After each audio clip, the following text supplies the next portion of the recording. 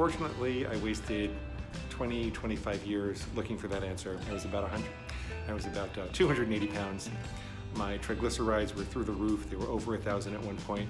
The doctors were warning me that I wasn't going to live to 40 years old. I'm 55 now, 56 next week. You know, if I'm in the middle of a meeting and I really have to pee, I don't urinate right there. I finish the meeting and I go later, because I tell my bladder, even though you've got a very strong biological urge, that there's a time and a place for that, and I'm in control, you're not. And I started to look at those impulses to overeat in much the same way. And I did that by creating very clear and simple rules, by structuring my mind in terms of the constructive versus destructive thoughts with a very simple system, which was very effective. And I'm about 209 pounds this morning.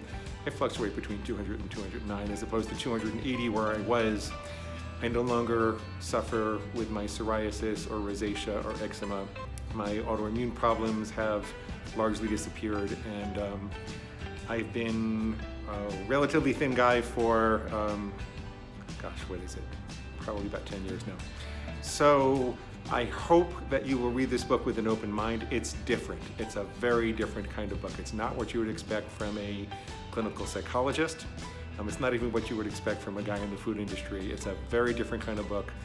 But to my surprise, when I published it in 2015 in the United States, it took off, and we've got over 500,000 copies in distribution and over 5,000 reviews, and it wouldn't be like that if it wasn't really helping people. Every day I get letters from people who say, thank you, you're saving my life. So give it a shot, see what you think, and thank you so much. Thank you. All my best.